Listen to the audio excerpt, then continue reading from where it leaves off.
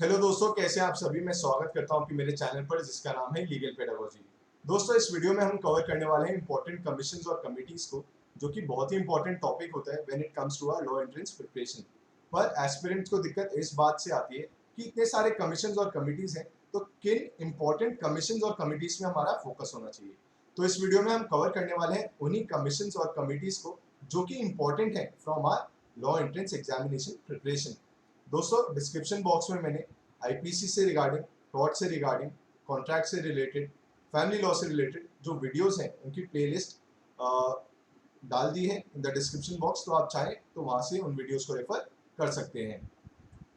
तो दोस्तों, पहला इंपॉर्टेंट कमीशन जो कि हमें पता होना चाहिए वो है नेशनल कमीशन फॉर वुमेन। दोस्तों, इसको एस्टैब्लिश किया गया था इन द ईयर 1992 और अभी इसको जो हेड कर रही है उनका नाम है रेखा शर्मा। दोस्तों, इसको बनाया गया था जिससे कि जो वुमेन है उनके इंटरेस्ट को प्रोटेक्ट किया जा सके, उनके राइट्स को प्रोटेक्ट किया जा सके। तो ये पर्पस था नेशनल कमीशन फॉर वुमेन का, जिसको एस्टैब्लिश किया गया था इन द ईयर 1992। अगला इंपॉर्टेंट कमीशन है दोस्तों सेंट्रल इंफॉर्मेशन कमीशन। तो जैसे कि आप जानते होंगे कि आरटीआई एक्ट आया हमारे देश में इन द ईयर 2005।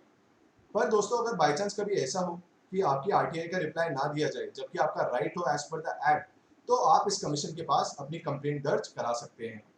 दोस्तों, फिलहाल इसको हेड करें यशवर्धन कुमार सिन्हा और इसको स्टैब्लिश किया गया था in the year 2005 with RTI act. और इसका पर्पस क्या था वो मैंने आपसे डिस्कस अभी कर ही लिया है। दोस्तों, अगला इंपॉर्टेंट कमीशन है सेंट्रल विजिलेंस कमीशन, जिसको बोलते हैं सीवीसी। इसको हेड कर रहे हैं फिलहाल संजय कोठारी जी। इसका एस्टैब्लिशमेंट हुआ था इन द ईयर 1964।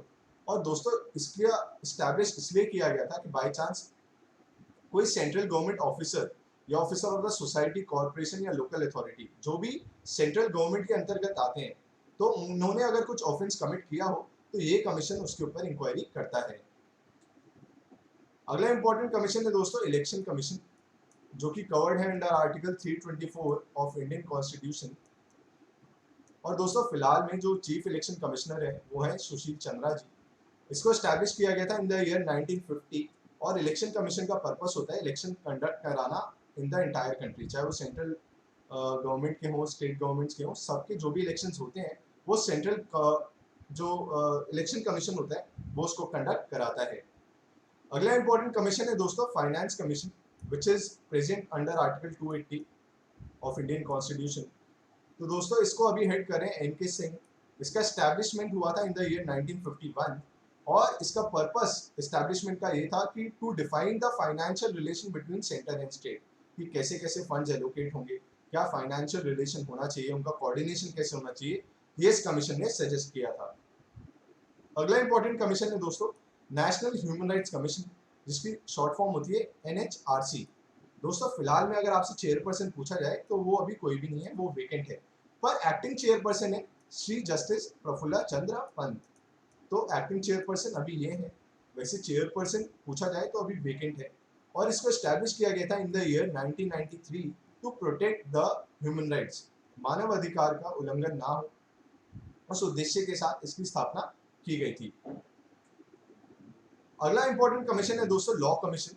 इसका पर्पस ये था कि जैसे कि सोसाइटी समय के साथ इवॉल्व होती है, तो ये भी बहुत जरूरी होता है कि लॉ को भी उसके साथ इवॉल्व किया जाए, क्योंकि society is dynamic, so is the law. Law को भी चेंज होना पड़ता है as the society is progressive.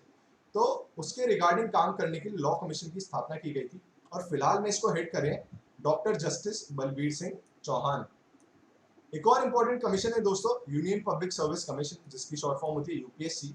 इससे आप भली भांति परिचित होंगे। और एस्पिरेंट्स नाम की अभी सीरीज आई थी जो कि बहुत फेमस हुई यूट्यूब पे।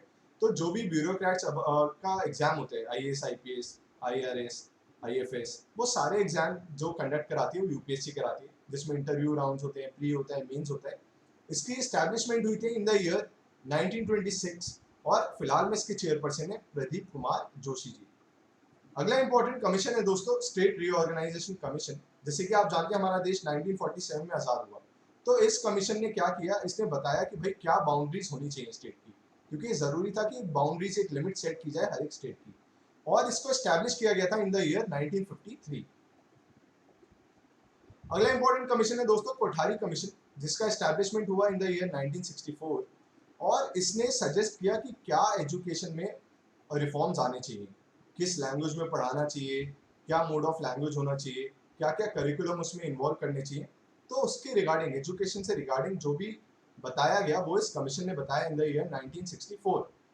अगला इंपॉर्टेंट कमीशन है दोस्तों कपूर कमीशन, जिसको स्टैब्लिश किया गया इन द ईयर 1966। तो आप जानते हैं कि महात्मा गांधी जी का असैसिनेशन हुआ था, तो इस कमीशन ने उसके ऊपर इंक्वायर किया था कि भाई क्या रीजन रहे, कैसे उनका असैसिनेशन हुआ, क्या प्लानिंग थी, प्लॉटिंग थी, सब कुछ सारी इंक्वायरी इसी कमीशन ने की थी। अगला इंपॉर्टेंट कमीशन है मंडल कमीशन, जो कि रिजर्वेशन के रिगार्डिंग है, और इसको स्टैब्लिश किया गया था इन द ईयर 1979। और इसने बताया कि कितना सीट रिजर्व होनी चाहिए, क्या क्या कोटाज होनी चाहिए, सब कुछ रिजर्वेशन में जो सबसे इंपॉर्टेंट रोल निभाया है वो मंडल कमीशन ने निभाया है। दोस्तों एक और इंपॉर्टेंट कमीशन है वो है सरकारिया कमीशन, जो कि स्टैब्लिश किया गया था इन द ईयर 1983। तो सेंटर और स्टेट के बीच में जो भी रिलेशन होंगे वो सरकारिया कमीशन ने बताए। तो आप इसको कैसे याद रख सकते हैं कि सरकारों के बीच के संबंध को सरकारिया कमीशन ने बताया। नाम में भी सरकार है, सेंट्रल हो या स्टेट, उनका रिलेशन कैसा रहेगा, सेंटर स्टेट के रिलेशंस को डिफाइन करने के लिए इस कमीशन को एस्टैब्लिश किया गया था इन द ईयर 1983। एक और इंपॉर्टेंट कमीशन है दोस्तों कालेलकर कमीशन, जिसकी स्थापना की गई इन द ईयर 1953। और इसका पर्पस ये था कि भाई एससीज और एसटीज को छोड़ के जो अदर बैकवर्ड क्लास है उसको आइडेंटिफाई करना, ओबीसी जिनको हम कहते हैं, नेशनल लेवल पे उनको आइडेंटिफाई करना, और बैकवर्ड क्लासेस क्या क्या हो सकती है अपार्ट फ्रॉम एससीज एंड एसटीज। अब आते हैं लिबरल कमीशन, जिसका एस्टैब्लिशमेंट हुआ इन द ईयर 1992। जो बाबरी मस्जिद डिमोलिशन हुआ था उसके ऊपर जो इंक्वायरी की थी वो इसी कमीशन ने की थी। अगला इंपॉर्टेंट कमीशन है ठक्कर कमीशन, जिसकी स्टैब्लिशमेंट हुआ इन द ईयर 1984। इसका पर्पस था जो इंदिरा गांधी जी का असैसिनेशन हुआ था उसके ऊपर पूरा प्रोब कंडक्ट करना, इंक्वायरी कंडक्ट करना।